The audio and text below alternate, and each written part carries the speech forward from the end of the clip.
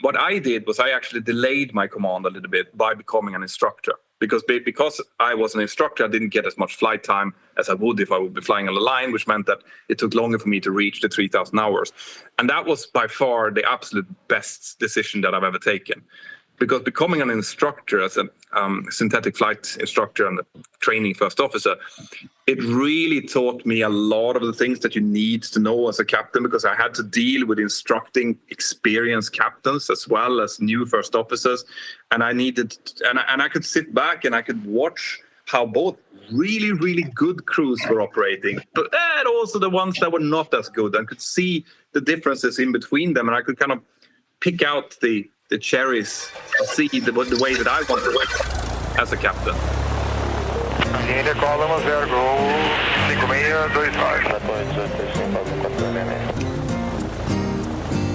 Hello everybody, welcome on board to this special episode here at Farol de Pouso. It's really special moment to have this guy with us on board. It's really good and special conversation, definitely. I am João. Here we are almost with our entire crew with us. We have Conrado, Henrique, Caio, Felix is driving somewhere, and Mateus is also here with us. Before we begin, it's also the biggest challenge here is to talk about the people that support us here, because we also do this in Portuguese, so doing it in English is weird, but let's go. So I would like to thank Hangar 33, our clothes brand that supports us as well. Realizar, the flight school that is located in southern Brazil, and Farol de Pouso, your e-learning platform for you who wants to begin your pilot courses, private pilot or commercial pilot courses, using your computer without leaving your home. It's a good opportunity for you as well. But anyway, so thank you for having us here today, Petter Hörnfeldt. Welcome on board. Thank you very much. It's an honor to be here. I'm really looking forward to this, guys. Well, let me just jump in as well real quick.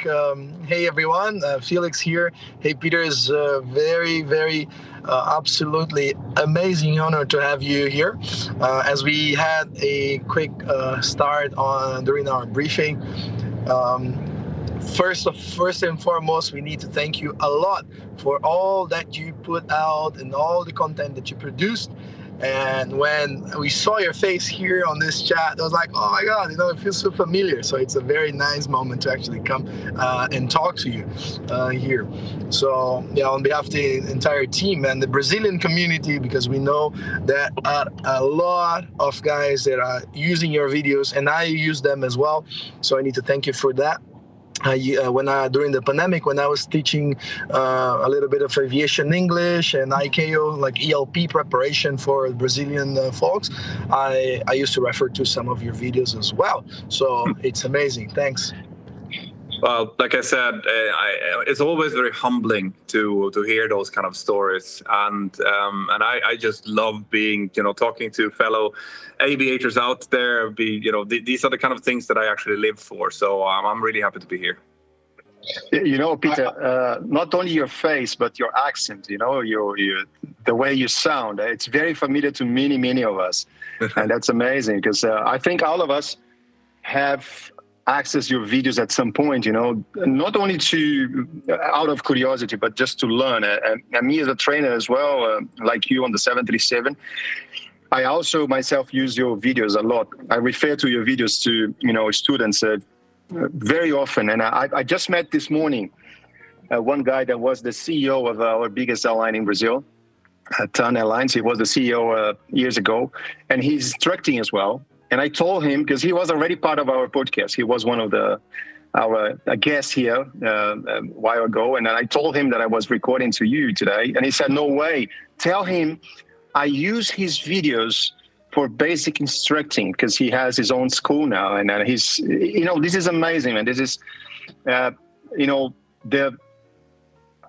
amount of people we can reach, and it's unbelievable, and it's some sort of thing that we you always look up to, because the idea of our podcast is to, inspire people and then somehow, just transfer some knowledge and then eventually make people progress and, turn better pilots like from our own knowledge and our own experience. So and that's pretty much what we know that you do. So how you feel as a pilot, being such a, known personality and having 1.5, almost 6 million followers, how this turn into your mind?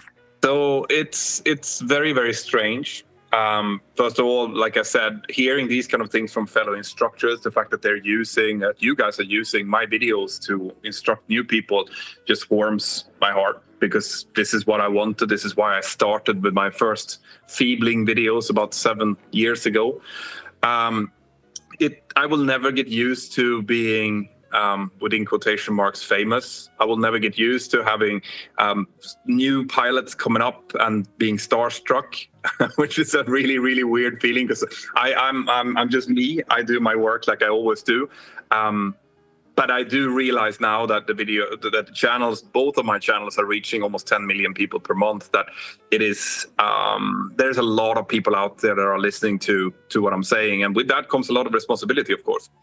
So I have to think very carefully about what I say, what kind of judgment I put in, and this is why in my channels I always try to be positive and constructive, because even if I make a mistake, even if I say something that is not 100% factually correct, the meaning and the background kind of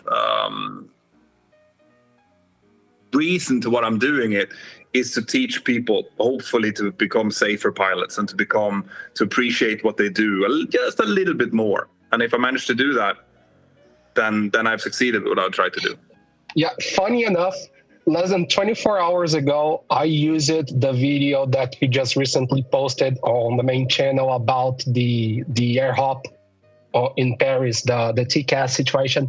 Yeah. I just used that video to send to a friend who was asking what is TCAS during one of our courses class.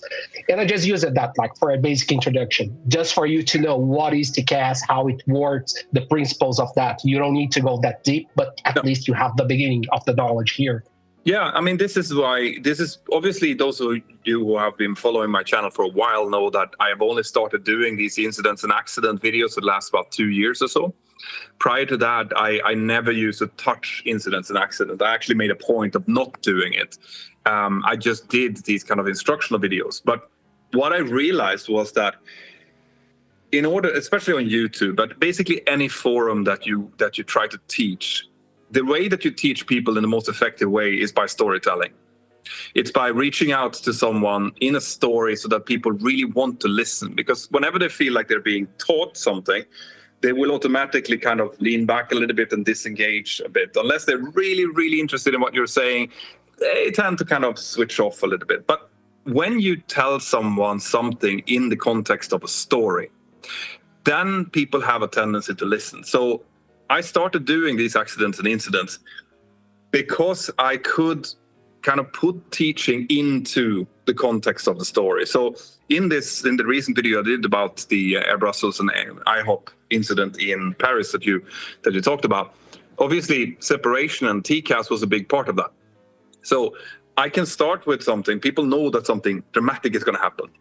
But then during the kind of meat of the story, I can then start doing basically a regular, normal briefing to them. I can brief them about what is separation, what kind of separations do we have, what's the half circle rule, what's TCAS, what does it do, and people just listen to it. No matter if they're pilots or if they're people who are just generally interested in aviation, they will listen to it because they know that this is going to take part of the story. And then you kind of move it into the story. And all of a sudden, it makes much more sense. People feel much smarter when they understand what's going on. And you've taught them something. And they will go out of listening or watching one of these videos knowing much more than they did when they walked in. And hopefully also have enjoyed it, which is, what you're always trying to do as a YouTuber. But I think the biggest thing that I think that your accomplishment, talking about accidents especially, is that there is no judgment, and it is amazing because what you see in the internet even talking to friends, and every time that you mention an accident or an incident, and there is always a judgment coming from someone, and everybody wants to blame someone. Everybody wants to find who is guilty, and and the storytelling that you bring, it's so amazing because you just bring facts and you make it interesting, with no judgment. And we did it for a while here in our podcast as well. We were discussing some of the accidents along the history, and but I give credits to you because it takes so much effort to prepare for this kind of discussion. We had these discussions here, and it's put on so much effort from ourselves in order to study what you're talking about, in order to build up thoughts that will not compromise the actions of our fellows, and not put our judgment there. It's very tough. So kudos for you, because this is a very, very big accomplishment. Yeah. Thank you. And it's not like, for me, it's easy because obviously as a pilot myself, I empathize with almost every story that I told. I know that I have made many mistakes myself, and I will continue to make mistakes. And every one of us that's watching or listening to this will also make mistakes, right? You have to start the storytelling from that standpoint, knowing that this is probably something that could have happened to you as well. And if you start building the story with that in mind, which is obviously what the accident investigators also have in mind. I mean, the first bit they always write on every report is that we do this not by assigning blame, but by trying to learn. And I think that it's a fundamental kind of foundation to why this industry is as extremely safe as it is. It is that we go in, and even though something might look at the onset as someone having done an incredible mistake, it is always because of something else. No one goes into an aircraft and sits into a cockpit thinking, today I'm going to make an ass out of myself. Everyone always tries to do what they can to get the best possible outcome. But for lack of training, or for lack of understanding, or for fatigue, or whatever it might be, you might still end up making a mistake. But then, of course, it's not the individual that we're after, it's the system. And how can we make sure that kind of mistake doesn't happen again? And this is what it's all about. And if you understand that and you want to be positive and constructive, which I try to do, then it is actually not that hard to make these stories. Like, I've just now finished filming my coming episode, which I'm not going to say which one it is, but it's another one of those that from the onset looks like, how could they possibly do this? And then you go into the weeds of it and you realize that, this is why, they just looked at the wrong place, or they heard something that was not correct, and because of that there was a confusion, and they stopped looking where they were supposed to, and all of a sudden they find themselves in an undesirable aircraft state, which is exactly how it happens in reality.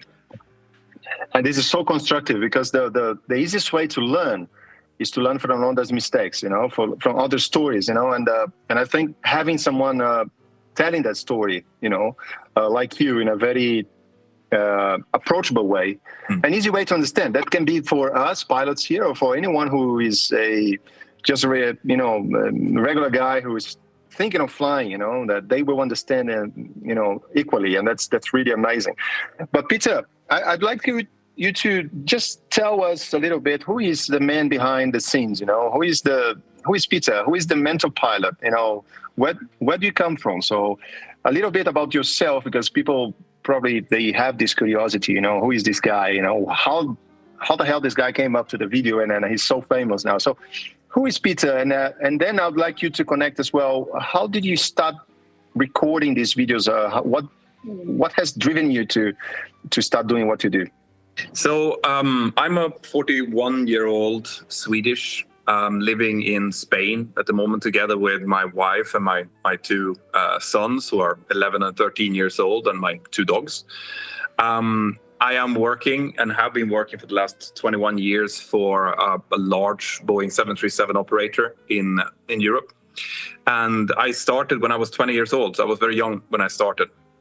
I was fortunate enough to have my flight training sponsored by the Swedish state, which was an incredible thing, because without that I wouldn't have been able to afford sponsoring the training myself, I think. And because of that, I started when I was 17 to fly, and I got through the government's sponsored training. I did my military service, and then I was very fortunate to find the 737 operator that was looking for pilots at the time. Even though I came came into the industry in 2002, which was just after September 11th. So the industry was basically dead. There was no jobs anywhere except in this particular airline, which were hiring like crazy, and I managed to get in. And then through that, I worked my way up the ranks, as you do. I flew for about 3 years as a first officer. I became a synthetic flight instructor, which is an SFI, a training first officer. And then I upgraded to become a captain when I was 25. Became a line training captain, which is a captain that teaches other new pilots to fly in the cockpit. And then became a TRI, and then subsequently a TRE. So at the moment, I'm a line training captain, or I was a line training captain and TRI, TRE, and on the Boeing 737-800. So that's kind of where I am career-wise. Like I said, I've been flying for 21 years, which is a lot, and been instructing 15. No, even more than that. It's 18 of those years. That was the question I was thinking here. What came first, the way you teach, you've been teaching, or the videos, and you developed these abilities to record your videos, and then you started instructing? So you've answered it somehow. Yeah, so the instructing bit obviously came first. Now, I never did any initial instruction. The first instructional job that I had was on the 737. So I never flew or instructed in Cessnas or anything like that. And I actually started a YouTube channel. I started about 2015. So I had already been instructing for 10 years at that point, and I was already a type rating examiner. And it was actually my wife that thought that I had way too much time on my hands. In the company that I work for, we always come home every night, so we never do any overnights anywhere. And you work on a 5 days on, 4 days off roster with some standby days in between as well. So you tend to have quite a lot of extra time. And I'm an entrepreneur by heart. Like, I love starting up things and doing things. But where I was, I just moved to Spain. I didn't really know what to do. And my wife said, but just do something. You like listening to your own voice. So, do something with that. And that's where the YouTube channel, the Mentour Pilot YouTube channel came from. Because I realized that when I went out to the internet to check, what do people write about the job that I have, I realized that there was a lot of negativity out there. And I couldn't get my head around it really, because I didn't understand why people. I loved my job, and I was, obviously there are upsides and downsides on everything, but I loved what I was doing. But when I went out onto the internet, went on to Peeproon or other sites like this, you would only find people complaining. That was everything that there was. And I realized that all of the happy pilots, which we are a lot of us, they didn't spend their time on the internet. They were out kite surfing or, spending time with their family or smiling. They were just happy. Only the people who needed to vent about their current situation went onto the internet. So with that in mind, I thought, let's start a YouTube channel where I talk about what I think about my job from my perspective. And I don't pretend that I'm speaking on behalf of anyone else, but I can tell people what I think is positive, what I think is negative, what I think people need to hear before they start. And if you go and look at my YouTube channel, the very first video I uploaded was life quality as an airline pilot, where I talked about exactly this. So there's no graphics, there's no fancy audio, there's nothing. It's just me sitting in front of a computer like I am right now, talking about what I felt. And then from there, I started building up. Like, I saw that there was positive feedback to this. People wanted to hear this kind of things, and they wanted to hear it from someone who had the kind of experience that I had. So that's how it started. And then obviously once you start to get a little bit of traction, you try to become better. And my idea has always been to try to explain in a way that my mom can understand it. And my mom is not into aviation, and she is not very technical, but she's a smart woman. So the idea was always to, explain something to someone who is smart, but doesn't have a clue about aviation. And this is where my technical explanations come from. I always have to remind myself that whoever's on the other side of this camera has no idea what TCAS is, or how to fly a 737, or why we do things the way we do. And this is why you will find this kind of quite long explanation about things that you guys that fly the aircraft obviously know. And what do you think was a turning point for you to, from being a guy who is just posting stuff, trying to be positive, spread positiveness, let's say, into a celebrity? What do you think that made you a celebrity? So this happens over time. And it's like with anything that you do in life, really, you need perseverance. Like, you cannot quit. It will not happen over time. I know that being a YouTuber is now one of the most attractive jobs in the world.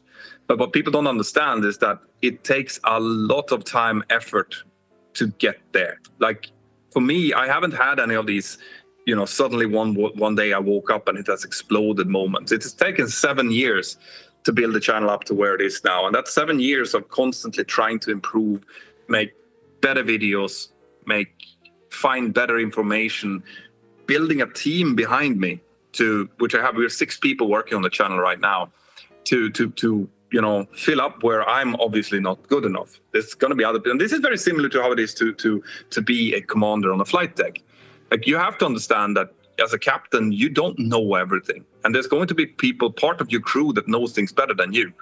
Dispatcher will know how to make a load sheet better than you. The first officer might be more familiar to the airport that you're flying into than you are.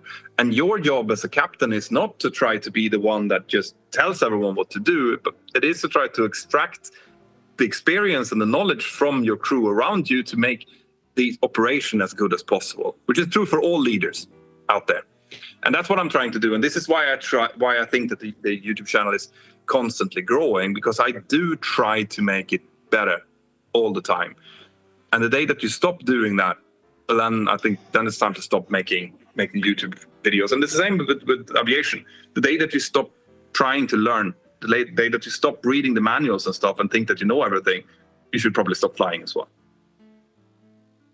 That's absolutely true. It's very intriguing that you focus on your mom, right?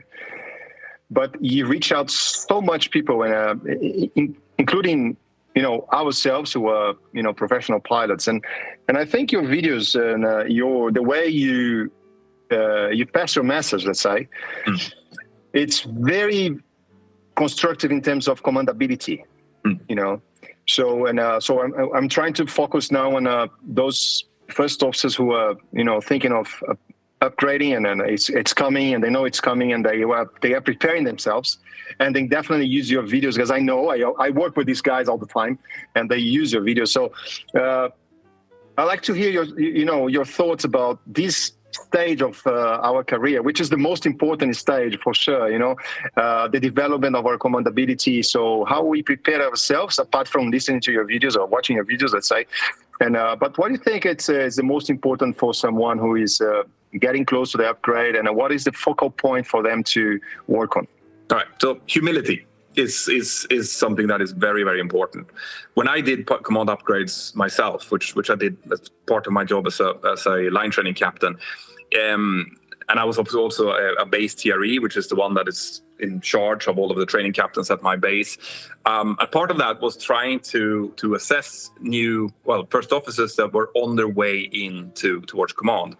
Now, in my airline, we have a very, very good system called Route to Command, which basically tells the first officers from the very first 500 hours that they work, they give them a route. Like, okay, at this stage of your career, you should be reading these manuals. And then they give them a question bank as well that you should be going through in order to test your knowledge. And then that builds up all the way up until they reach 3,000 hours, which is the lowest first kind of chance they will have to potentially come from command. So the first officers in my company, they were very kind of cushioned in, like they were spoon-fed what they should be doing in order to progress. But of course, the knowledge that they were building up, it doesn't say much about their command ability. And I would come across people who would like come to me when they were around 2,500 hours, and so it's like, okay, it's time to go for command. I want to become a captain, and that would always be a little bit of a warning flag for me, because it would only be when I would ask the same pilots a little bit later, and they would say, I'm not sure, I'm ready. That would be the point where I know that they're actually probably ready, because then they've started to realize the kind of responsibility that comes with command, right? When they ask at 2,400 hours or 2,500 hours that they want to become captains, they have not yet thought through what that actually means. The fact that when the shit hits the fan, which it will do in some form or another, everyone is going to be looking at them. And they are supposed to have all of the answers, or at least supposed to be able to extract all of the answers, right? So humility is one thing. The fact that they need to understand what command is about. Knowledge in itself, you can teach a teenager almost anything, because their brains are so malleable, and they can absorb knowledge so quickly. This is why it is very easy to deal with very young cadets, because they get all of that knowledge and they just absorb it. But what takes time is to make people understand that when they have that knowledge, they need to be able to apply it to these kind of situations as well, and realize what the job is that they're getting themselves into. So this is something that and this is also what I try to teach, that you will not know everything. I'm the first one to say that I definitely don't know everything, right? I have a pretty good idea where to find the things if I need to find the knowledge. But that kind of a command ability to be humble and to be able to sit back and to try to get the best out of your team, this is something that's going to need to be taught. Yeah, so that would be one of the things that I was looking for. Just the kind of humility, the fact that they understand what the job is all about. Then, of course, you have to have the knowledge. Like, if you can kind of substitute knowledge a little bit with experience, right? But when you don't have the experience, which you don't have when you start off as a captain, you need to have a very high level of knowledge, because that's what you have to hold on to in your first kind of years as a commander. So we do. I would be expecting anyone who goes for command to be very, very read up on the aircraft they're going to fly, on the procedures they're going to be using, what kind of flight time limitations that applies to them, and how to deal with it if they don't. But that's part of the training as well. And Peter, I would like to ask you a question. Nowadays here in Brazil, usually we're taking up to 10 years for our upgrade since the first day you joined our line. So you said you got upgraded within 5 years, I think, when you were 25? Yeah, so because the airline was expanding heavily, you could be upgraded as quickly as in 3.5 years.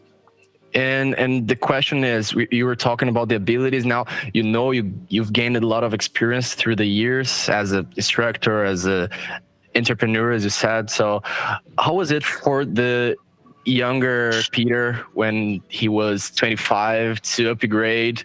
And well, the internet wasn't so developed as it is today. In my case, I think you can be a good captain when you're 25, right? I think you can be a good captain when you're 23 as well, depending on how you are as a person, if you've understood these things. What I did was I actually delayed my command a little bit by becoming an instructor, because I was an instructor, I didn't get as much flight time as I would if I would be flying on the line, which meant that it took longer for me to reach the 3,000 hours. And that was by far the absolute best decision that I've ever taken. Because becoming an instructor, as a synthetic flight instructor and a training first officer, it really taught me a lot of the things that you need to know as a captain, because I had to deal with instructing experienced captains as well as new first officers. And I could sit back and I could watch how both really, really good crews were operating, but also the ones that were not as good. I could see the differences in between them, and I could kind of pick out the cherries to see the way that I wanted to as a captain. What I was like, what one of my training captains told me when I was doing my upgrade, and I tell all of the students now, is that when you're going into the command upgrade process, you shouldn't try to be like the good captains that you've flown with, because everyone will have their own command style and everyone will be different as a commander. So you can't really emulate. Like, I want to be like Conrado is. No. But what you can always do is you can avoid being the asshole, right? Everyone has flown with captains that they don't want to fly with. So what you should ask yourself is, what was it with that captain that I did not enjoy? Like, why didn't I like to fly with him or her? And once you have found that out, you can always avoid doing that, right? You don't want to be the captain who doesn't listen. You don't want to be the one that has a bad day and let everyone kind of share the bad day. I think we've all flown with colleagues that just spend the whole day complaining. I hated that, right? I couldn't, because it just sours everything. So avoid doing that when you're a captain. So this is kind of one of the foundational things that I always tell people when they go into the command capturing process is ask yourself how to avoid being an asshole, and then do that. Yeah, I think what you're saying as well, it's related to, first, try to be a better human being, right? Try to be a better person, develop yourself as a person, because at the end of the day, as a leader, right? You have to be the example. You have to be the example, and you have to use your crew on your behalf, even if that's the most selfish thing that you're going to do, because having everybody with you, right, as a leader, will make your life easier, right? Oh, for sure. And the outcome will be positive, because you want everything to run smooth, and you want your day to be easy. Well, some people, like you said, some of these guys, apparently they go to work finding stuff to complain about, and finding stuff to prove that they are superheroes and they solved something that they created themselves. That's what sounds to me sometimes. They want chaos just to say that they saved the world. Like, no, what I'm saying. Yeah, no, absolutely. I like my philosophy has always been to try to have as easy of a day as possible, and this also includes, and this was also part of the command upgrade training sometimes, that you're faced with choices. Like, you're coming into an airport and you're faced with the choice of accepting a direct to a point that you're not perfectly accustomed to, or you can use the standard arrival routing, right? Now, I would always, when someone would jump in and say, okay, I'm just going to go direct because obviously that's going to bring me there quicker, I would ask them, all right, so now you are taking on this direct. Do you know that you are taking responsibility for the terrain separation on this direct? That that everything is that you have, that you've taken the energy state of the aircraft into account and things. Isn't it better to do the arrival route that we have briefed, and maybe that will take us 15 seconds longer, but you will have way less gray hairs on you at the end of it? Just a question that you'll ask yourself, because this is the difference between sometimes being a first officer and a captain, that the captain is going to be the one that's going to have to answer the call from the chief pilot when they've done something that they shouldn't have. And the way that they are only going to be able to motivate whatever decision they took was it because of safety? Because if they make a mistake, because they've taken a direct routing and that caused a terrain warning or whatever it might be, you will never ever be able to say, oh, I did it to save some fuel, or I did it to save some time. That's not going to work. The only correct answer is, I did it because of safety. And if that's the case, you will always be able to motivate it. But if you say it, no, but sure, I thought it was going to be fine. No, you're going to have a problem then. So it's a kind of mindset change that needs to come. That it's not all about efficiency. It's not all about getting home early. It's about actually being able to motivate the decisions that you take. No, obviously, nobody goes to work intentionally trying to do something stupid, right? Everybody is, trying to do their job and go back home, and that's it, So the mistakes will be made, and regardless, right? Because it's easy to judge and point fingers when you say, okay, he did this, and he intentionally wanted to break rules. No, nobody. I mean, the majority of us, we're just trying to do our job, and that's it, Absolutely. And also, it helps now to have the voice, because now you remember how you could kind of hear the voices from the air crash investigation in the head when you took a decision, and you kind of was a little bit on the fence whether or not that was right, and you kind of hear in the back of your head, like, then Captain Petter took a fatal mistake or made a fatal mistake, right? Now I hear my own voice. That's your voice. That's my voice now. Yeah. So, and that's the thing, you don't want to be part of that. voice, like, because Absolutely. it is so easy to make those mistakes, and everyone makes them. And it's interesting because literally people, they recall to your voice when something happens, because you probably went, on internet showing some study case that, the guy's facing at the moment, and he probably recalls of your voice. Wow, that guy, he was saying something about this. I'm not going this way, because it's not going to end up really well, No, literally your voice is there, Yeah, it's funny because I have been in contact with in some of the incidents, the pilots involved actually do reach out. So they reach out and it's like, oh, and normally in the cases where they've actually done something good, that's when they reach out. But I've had instances where people have reached out as well, where they have made mistakes, which I've highlighted. And generally, at least in one case, he was very angry, did not want that, but we had a little bit of a discussion about it, and it turned out that he had actually not watched my video. He'd watched another channel that had also featured a video and saw that I had uploaded it. I said, go and watch the video, see what you think. And it ended up with him actually inviting me for a beer, which was nice. Because that's the point. The point I'm trying to make is not to hang someone out. It's to actually show what we can learn from it. And it's all there. The final reports tend to be very, very objective. So if you just stick to what the final report is saying without trying to interlude your own opinion on it, it should be quite accurate. And this is pretty much mentoring. That's exactly what it relates to your channel. That's exactly what you're doing. I'd like to hear from you, because you mentioned a lot training, and obviously what you do. It's purely training. As mentoring is part of training, is one technique, right? It's one of the ways that we can read someone and help someone in order to improve their standards and become a better pilot overall. So I'd like to hear from you your thoughts about training. What is training for you in aviation? Oh, it's a very wide question. As in, training is what I personally live for in aviation. I'm a pretty you know how it is. When you start working as a pilot, you have a picture of what it is to be a pilot, and pretty quickly you understand that it will be a lot about going from A to B and then back to A again. And I tend to be a little bit more creative, right? And you don't have any outlets for creativity much in aviation, because you're not supposed to come up with your own procedures or do things in a different way. You're supposed to do it exactly the way the procedures are written. So I found that training for me became an outlet for my creativity, right? It was a way for me to try to help other pilots to hopefully improve on their operation, or at least learn something new.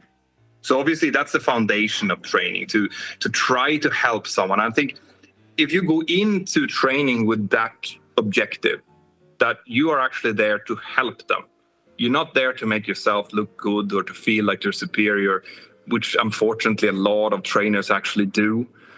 You're there to make the student, whoever it might be it a very senior training captain or a brand new cadet, just get a little bit better at what it is that you're trying to teach them. Then you're training, right? Then you're doing the job that you're supposed to do. And for me, seeing that kind of lighting up in someone's eye, then when they understood something that they didn't understand, you go in and you sit in the simulator and you see someone make a bad landing after a bad landing and you don't understand why. And then you realize that they're sitting too low in their chair and they don't actually see properly what they should be looking at. So they just click the seat up a little bit and all of a sudden they start doing good landings. I mean, those are the kind of things that you live for as an instructor, to kind of find the keyhole and turn it. So, I mean, in a roundabout way, that's training for me. That's the way I see it. And Peter, with your experience, we know that accidents are still happening. And, well, we have recurrent training. In Brazil, we have it twice a year. I don't know how it works in Europe. But what do you think that can be improved, as we are currently going to the simulators and doing the maneuvers and practicing and improving, but still the accidents happen somehow? Of course, in a small number compared to the 20s, 90s, 80s, but it's still happening. What are your thoughts about it? So we will never be able to completely eradicate accidents and incidents. That will never happen because we are dealing with fallible humans and we're dealing with fallible machines, right? Stuff will happen. We will deal with it. But we can see that we are on an improving trend all the time. There's less and less deadly accidents happening, but incidents do still happen. When it comes to recurrent training, we should definitely use every airline out there now has a safety management system that is supposed to look at what their specific operation is and then take reports and take OFDM reports and everything and then feed that into the training. This is the right way to do it. Right? The right way to do it is to see what's happening online, see any negative trends there is, feed that into the recurrent training and make sure that the training department uses it because it will be relevant and feel relevant for the crews. And it's going to attack what specific issues that airline has because it's going to be very different if you fly for a regional airline in the United States or you fly for an international airline, flying out of Hong Kong. So you have to have that. The pilot needs to feel that whatever they're training is relevant to them. Then what we should be moving towards, obviously, is individualized training, right? It is something that is not just one size fits all, that everyone goes in and does the same scenario. It should be more and more individualized, looking at the pilot competencies, the core competencies in each pilot, and then being able to do at least part of the recurrent training individualized. So I've seen that Petter needs to train his manual handling. So at the last part of the session, he's going to do raw data approaches and we're going to do some crosswind takeoffs and stuff. But I also seen that he's flying together with Joao Victor and he really needs to work on his QRH reading. Well, then we are going to put in a couple of malfunctions when Petter is flying, his hand flying, which Joao is going to work on his QRH so that we can match that together so that we don't have checking, by the way, is all the way the checking is done is always going to be the same unless we have some kind of fantastic AI being introduced. Checking needs to be the same because we need to measure everyone from the same kind of measuring pole. But training can be individualized, and I think that's the way we're going. Well, what you described is basically the ABT, right? I was about to say that. Yeah, the whole concept of ABT is exactly what you described. I think you're trying to say what the ABT is without saying the words, this is. I think that I totally agree with you, and that's the future of aviation training in aviation, and we have to more and more focus on the human being and the individual and the development of competencies, because as you said, you mentioned AI, and that's something that obviously normally pilots against, we look at that as a competitors, AI will take my job out, I'm going to lose my job or half of my job, let's say, take out one pilot from the cockpit because of technology. We have to face that in a very humble, like you said, way, and trying to understand that we have to develop ourselves to be able to handle, the technology and to develop ourselves as human beings, because the more the technology develops, the more we need to be ready to make decisions, I mean, this is part of a little bit going back to what we were talking about before. So you can either choose to try to be the one that handles everything yourself, or you can try to get the best out of your team. AI, the way I see it, at least in the form that it has right now, you can choose to see it as a competitor, or you can choose to try to use it to the best of your advantage. I am trying to do the latter, as I can see fantastic ways of using AI in training. I can see the way that algorithms can, for example, start. If you would do the training through the use of a see-through headset, for example, and AI could track your eye movements and see that your scan is actually weak, you need to work on that, or to pick out from a training session that, basically the core competencies, the ones that, as an instructor, it's always hard to have a look at a situation and see what is actually going on here.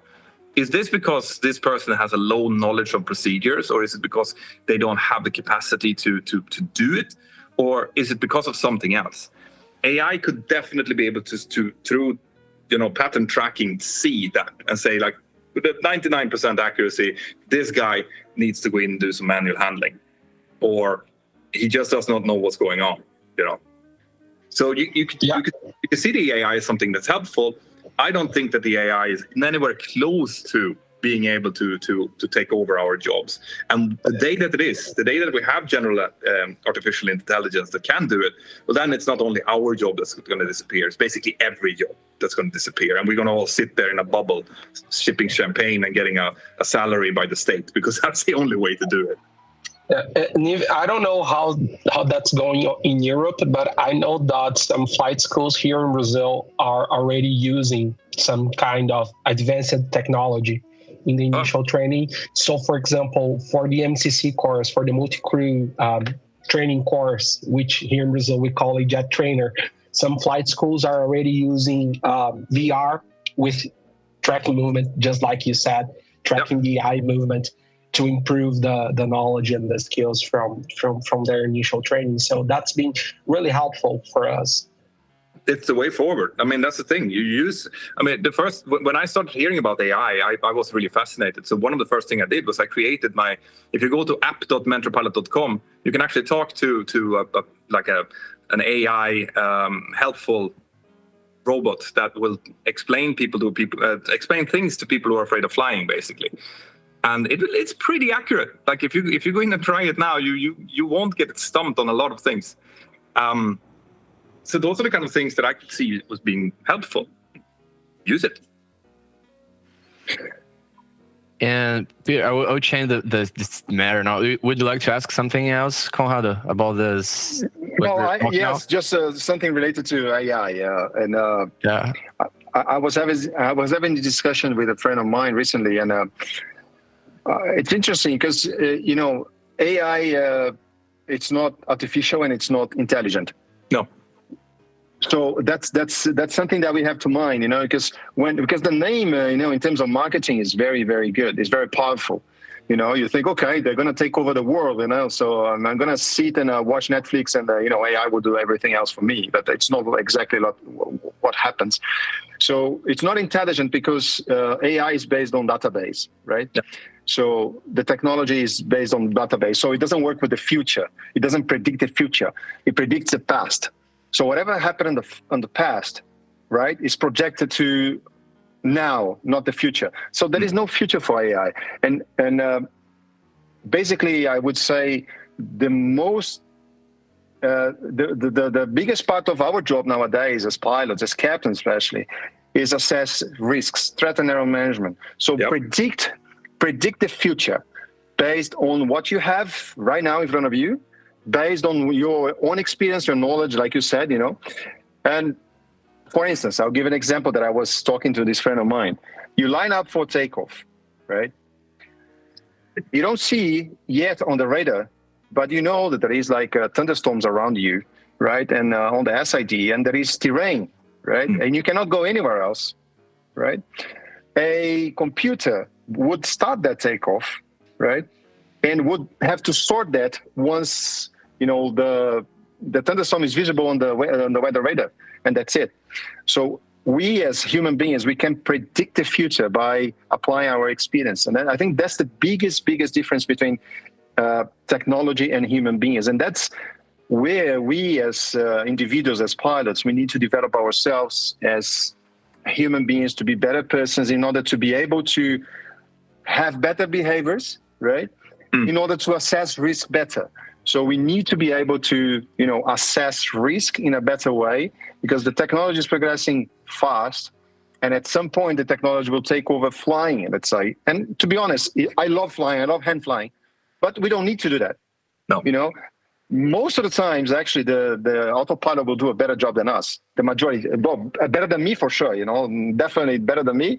If I auto land, it's much better than manual landing.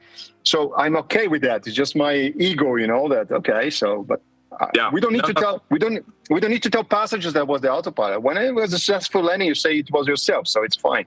And then you sort your ego.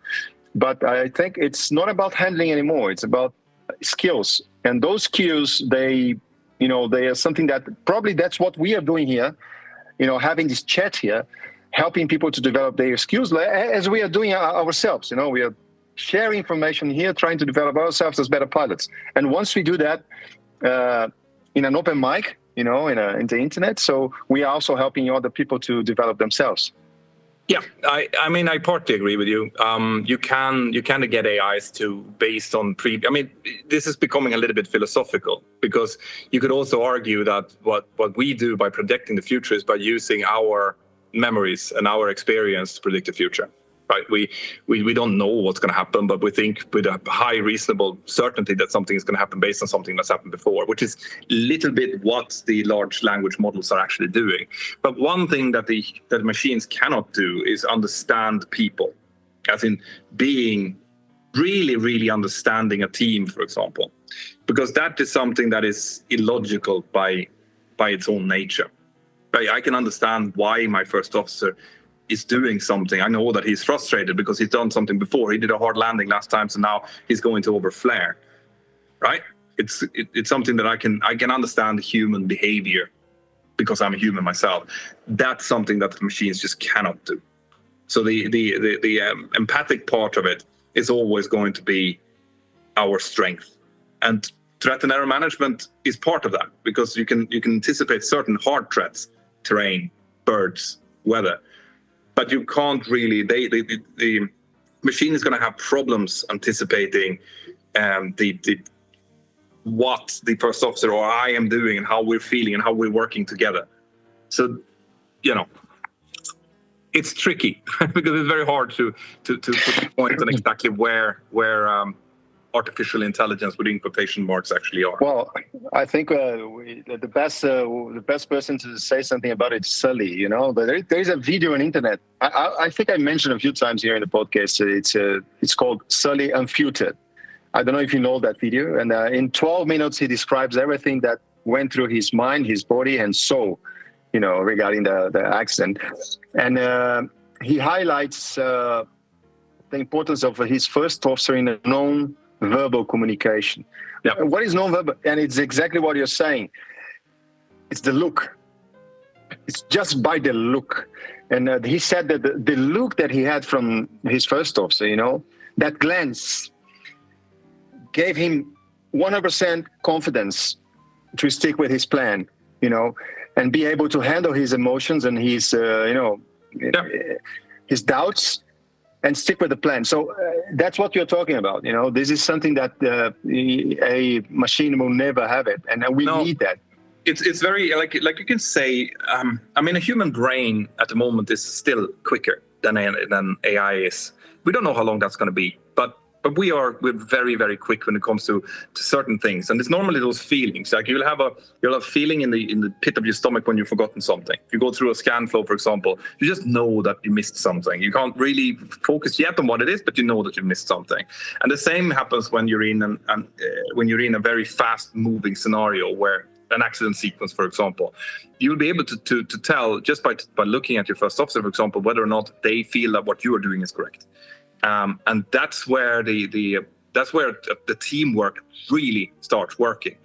And obviously we have a bit of a problem in the cockpit because you're sitting side to side, so you're not actually facing the other person, so you don't see all of their body language. But when you've been flying for a while, you will immediately know if the first officer is unhappy with what you are doing. Like the whole demeanor and the way that they breathe, everything changes. And this in a well-oiled crew is very hard to replicate. And that's why you can't go from 2 co-pilots to 1, because what you're doing is you're not like, even if you have an artificial intelligence that's helping the remaining pilot, you're reducing the safety of it, not by half, but much more than that. So I'm very, very against that. Also, the fact that I can't think of anything more boring than sitting alone in the cockpit. Like that would be terrible. Well, sometimes it's boring when you guys have been flying for some days and you don't have anything else to say, and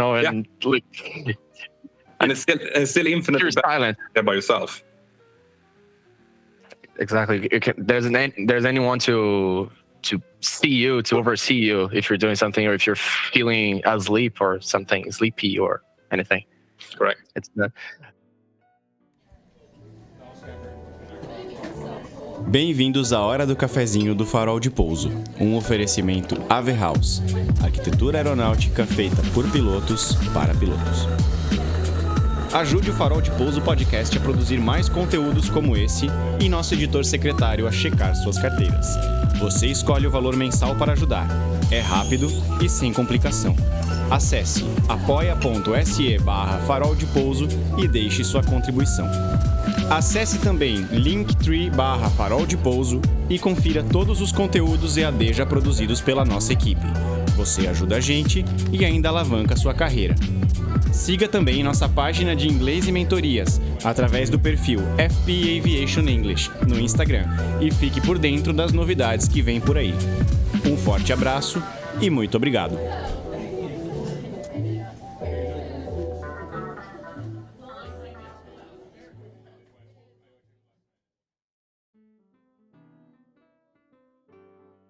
Correct. It's Peter, there's something we were thinking here to ask you, and now changing completely the matter, which is something we don't have here in Brazil, and we'd like to hear from you about the multi-crew pilot license.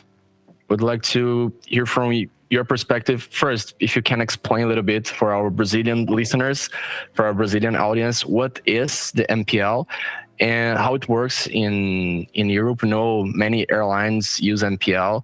Yeah. And what are, again, your thoughts about it? Okay, so MPL was a very good idea that came about, it's a long time ago now, it must be 15 years ago or something like that, where the airlines, so basically the whole industry here in Europe at least, realized that people who were going through flight training did it in a very convoluted way, right? You had to first go through your private pilot license, and then if you did an integrated training, you could go straight into your commercial pilot license, but it was all about flying small aircraft. And then it was about flying a little bit bigger small aircraft. And then at the very, very end, you would have an MCC course, right? Which is where you're supposed to learn all of the things that you're actually doing in the job as a pilot, right? So the whole, 90% of the whole training was based on doing something that you wouldn't do in your daily work. So the authorities started looking into a way to change that. And what they came up with was the multi-pilot license, where they would employ a company. In the beginning, it was like this. A company would be connected to an MPL student. So let's say that you would be working for Scandinavian Airline System, SAS, right? And they had an MPL program. In that case, the pilots who were elected into the program, they would start from day one operating or training towards becoming pilots in that specific airline. So it would be less focusing on flying single-engine general aviation aircraft. They would still go through these kind of steps, but it would be way less of it. It would be more simulator. It would be more focused on standard operating procedures and airline procedures. And then they would be going straight into this airline. And they would do their MCC course based on that airline's SOPs. And then the airline would actually take, as part of the deal, was they would train them throughout the initial part of their career, type rating, and the first 500 hours or something like that. Now, because there was a little bit more limited training in this MPL, what happened was that you had to stay with that airline until you had those 500 hours, and after that, you would still have an MPL, right? You wouldn't have a CPL, so it was still a little bit limited. Because if something happened to that airline, for example, or you left for whatever reason, or you got fired, you would sit with an MPL, and not all airlines in the world would even recognize an MPL as an actual license, because they didn't have that in their operations manual. So MPL as an idea was great. Like, it was, okay, we're going to train you to become an airline pilot. We're not going to train you to become a general aviation pilot and then an airline pilot. But the way that it actually was used and worked out was not great, because most of the big airlines didn't go through it, they didn't use it. And the small airlines who did, they were a little bit shaky and they went bankrupt and people were left out in the cold, and it was not good. So what is happening now is that people have gone back. Most of the people now in Europe as well are doing the standard CPL training, but they're now using as well something called an APS MCC course. An APS MCC course is an MCC course that is bigger. Instead of just being a little thing that you do at the end of your training to kind of get it on your license, that you have it and then start applying for jobs. Now, this is the best out of the MPL course. It's actually you can fail an APS MCC, for example. You need to pass it, right? A normal MCC course, anyone passes. You just need to do it and then you get the certificate. But an APS MCC, you have to get through, and there are skill tests as part of it. And it's doing that. It's taking these people who've done normal CPL training, and then it's teaching them to become airline pilots before they go out and apply to the airlines. So that's what's happening in Europe now. MPL is kind of in the backwater. I don't really hear about MPL courses that much anymore. That makes sense? Yeah, well, you know, it's incredible because it's so interesting, and listening you to describe, what MPL is. Exactly the way you record your videos, like, man, it's so clear, it's amazing the way you make things clear for everybody, for your audience. So it was super fun. Yeah, guys, well. you guys cannot see the video, but I was almost seeing in my brain the background from the video that he normally uses here. No, but this is why you can see now that, like, okay, I just script my videos now. I have to because they're very long. but this is who I am. And because of that, it makes it pretty easy to make the videos in that way as well, because I really do want people to understand what it is I'm saying. That's the point. Oh, Peter, 2 questions to you. What is next for you? All right, in terms of your channel. So, what do you think? Where are you going now? What is the direction for you now?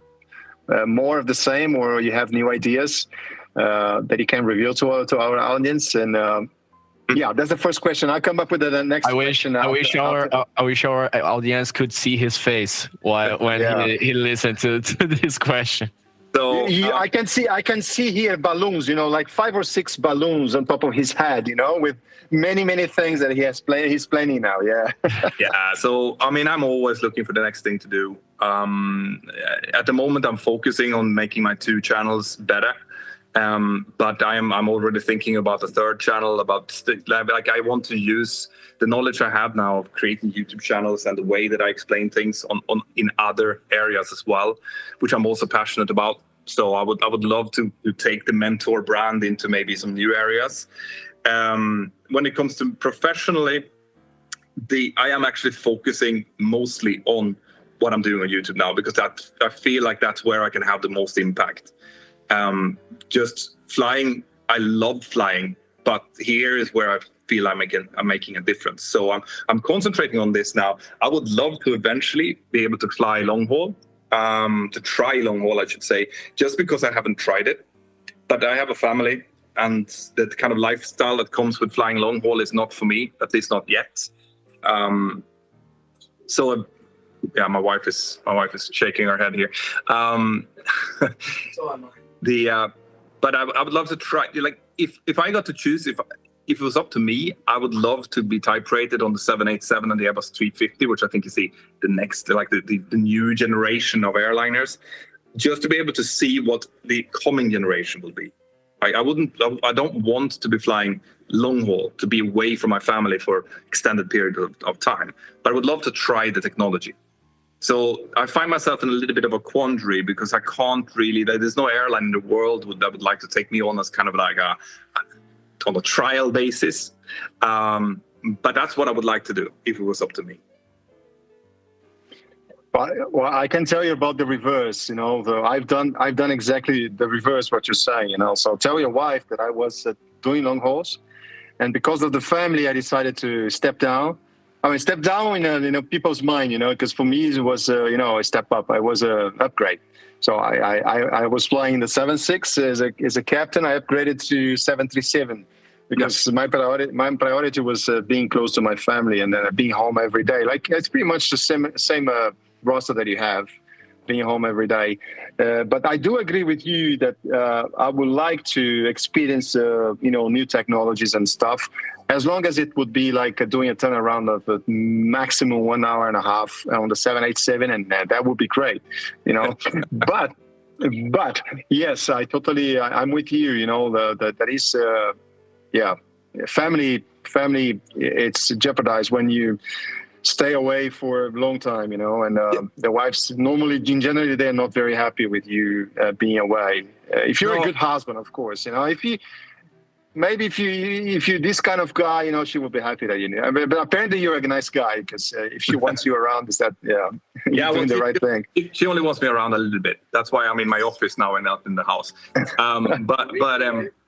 But she's here. Yeah, that's true. But this is also a part of the things that made me start the channel, because I wanted to tell new pilots these kind of things, right?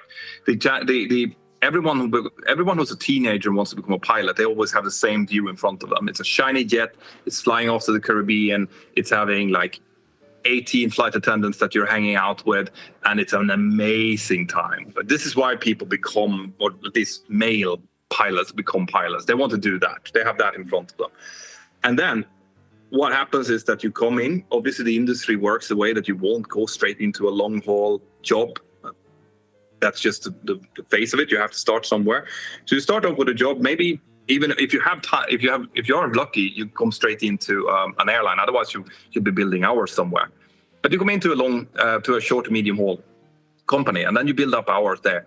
And then when you finally have enough hours to apply for the long haul companies, well, that's also when you're 25, 26, and you meet your serious girlfriend, and you maybe have your first child, and now the window's closed. Like everyone should experience long haul when they're like 21 and they don't have family, so they can really enjoy it. And then they should go on to short to medium haul from 25 up to 45 when they have the kind of family years. And then after that, when the wife is tired of you or something, that you could go long haul again. But you know, this is not something that people understand. So Peter, you're destroying someone's dream. No. You know, secretaria. I'm just kidding. But the thing here is that all of this is what people will want, right? They want one thing when they do their training, but then when they find themselves in a position to get that thing that they thought they wanted, they don't want that anymore. That now they want to be home with their newborn child, or their wife, or their husband, or whoever it might be. So what you want changes, which is why, if you know that, you can plan your life around it. But you can listen to me, and if you believe me, then you can plan how you are going to try to navigate your career.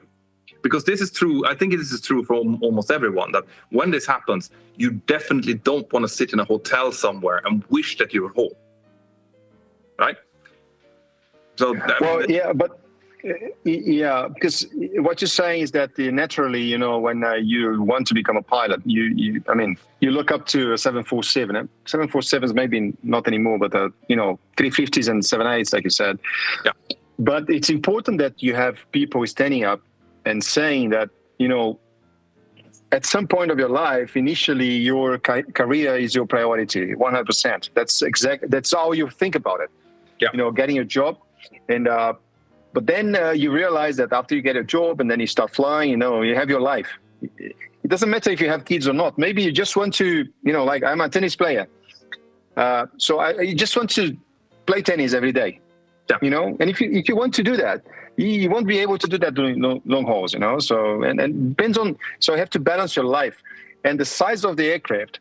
It's not what should drive your life, and that's because this is very important, because it's very tough to step back like I did, because everybody around me, my best friends, they were saying, "Don't do that. You're doing the wrong thing. It's stupid what you're doing," you know. So you're stepping back your career, so you're gonna regret. And that's the mentality. I'm not, and I get it. I totally get it, because that's what we are biased to think of, you know, career. So, yeah. But here comes a couple of very important life lessons, right? So what you're bringing up is very important. First of all, when you're in an airliner, it's almost an equal distance from where you're sitting to the nose on a 737 as on a 747 or a 777. They're very similar, right? Speeds, similar. The way that you handle the aircraft, similar. Operating procedures, similar. So the job in itself is similar. Like, you probably get to fly the aircraft more. So if you like flying short to medium haul, that's where you want to be, because that's when you get to handle the aircraft. But listening to what other people say will not get you where you want to be. That's number one. You have to listen to what's good for you and your particular circumstances and what increases your life quality. And if you know what's right for you and someone else tells you that you should be staying because you get a little bit more paid or whatever, bullshit. I've never listened to that. People told me that I was stupid for starting a YouTube channel, right? Because I would make a fool of myself. And, why would you as a TRE start talking about stuff on the internet? People will laugh at you. This is actually what people were telling me. My friends, my colleagues, right, were telling me this. During the pandemic, when everyone was grounded and no one had any kind of income, I was the only one that kind of had this as a side gig because this was something that I could actually do. So all of a sudden, that wasn't stupid, right? But if I would have listened to what everyone else was saying, I would never have been there. I would have been sitting on the social payments that we were getting instead and probably had to sell my house and my cars, right? So listen to yourself and what your situation is about. And also, very important, don't chase the gold, right? Do not chase the gold. You need to have a good salary and good terms and conditions. It is important to a certain extent. When you reach a certain monetary salary, and that's going to be different in different parts of the world, but as a first officer, 3,000-4,000 euros a month or dollars, and captain is about twice that, something like that. You're going to get there. If you get there, you're going to earn enough to pay for your, not having to look at the prices in the supermarket, to pay for a vacation per year for your family, and to have a good life, right? Getting $1,000 or $2,000 or $3,000 more per month is not going to change that. It's going to be exactly the same. So the only thing that is going to differ is whether or not you exchange something for your life quality. And generally speaking, when you get paid more, you get paid more for a reason, because you're somewhere where you don't want to be, you're doing something that you don't want to do. So look very carefully at the job that you're being offered and think of it from a life quality point of view. And if that life quality becomes worse, ask yourself, is it worth the extra money or not? And be very, very, it can be, it's up to everyone, but you have to ask yourself that question. That's awesome, because, there are two lessons to be taken here. First, be surrounded with people that are better than you, So, because normally, if you are the most exciting guy on the table, then it's a problem, because your ego is going to be so big, because everybody wants to listen to you, that you won't learn anything. That's the first point, right? So yeah, man, if you get advice from people who a step ahead of you, and then you really admire, by their actions, then you can value this advice, because people, they normally want to put you down, normally, because it's the nature of human being, they don't want you to be better than them, they want to be equal. So it's listen to who you're taking advice from. Yes, right. Listen to people who loves you, who honestly wants to help you. Anyone else who has an opinion, you can take it or you can leave it, but you should not be basing your life decisions on it. And the other very valuable point from what you said is that, leave the present. That's something that people, they don't do it. You said about negativity a while ago in our recording, People, they don't enjoy the present. They don't enjoy what they're living today. They're always looking for something, looking something ahead. And this is honest, you can be, okay, I want to fly a 787. I want to do long hauls. But what they do, they don't make a plan. They just blame everybody else, and they just curse everybody because they are here and they don't enjoy the moment, and they don't do anything else to achieve their next step and the next goal, So, but while you're here, man, enjoy your day. Make this day the best day of your life, because you fly a damn 737 or whatever, ATR, whatever. But we were born to be pilots, and if you don't have this feeling, I always say that we shouldn't be doing what we're doing. If you don't feel that you were born to do that, sorry, man, just do something else from your life, because this is a job that you have to have the passion. And if you don't enjoy the day, you're gonna spread negativity, into your life. You're gonna be miserable, So and then And that's very sad. I feel sad when I see people like that. I think you share the same feeling, right? Yeah, absolutely. No, I've always told people, because you will come across a lot of people that complains in this business, and it's partly due to the nature of the business. We sit a long time. We have a long time to talk and to think about things, and if you don't know what to talk about with the guy next to you, you can always complain, because that always tends to get the things going. But if someone is honestly not happy with their position, I've always said, and I will stand by that, change it. Change it. No one thanks you for sitting in the same place as you've always been and just complaining about it. Do something else. And it might be changing, like you say, they might be leaving the occupation and do something else for a while. That's open to everyone. But don't sit and think that complaining is going to help. The only thing it will do is sour the working conditions for the people around you. It will not help you. Management will not listen to you complaining. It's easiest. Yeah, but changing demands effort and guts, So not many people are willing to put that effort on, to make the change that they need in life, right? Sure. Yeah. But anyways, Peter, tell me what do you think? What do you think is the future of aviation? We spoke about AI, and so it's clear that you don't agree, and you don't think they will replace pilots and stuff.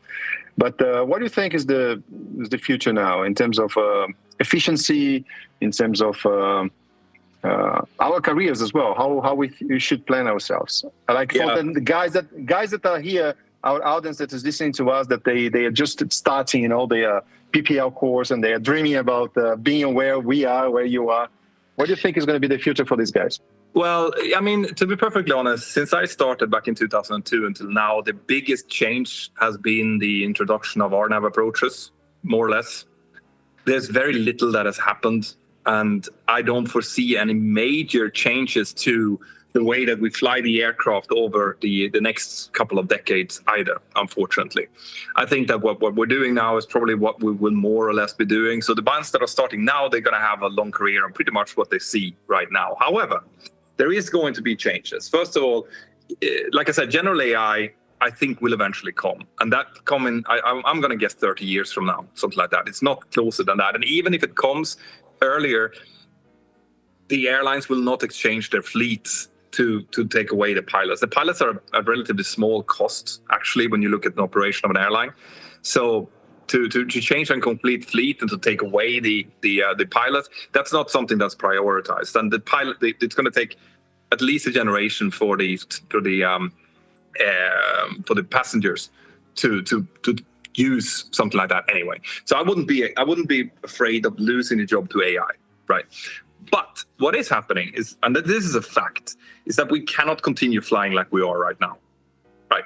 We cannot, if we're just looking at what's happening right now with the environment, with the kind of heat waves and fires and stuff that we're seeing right now, and project that into the future with just a decade, it's going to be even worse. So there's no question about the industry is going to have to change.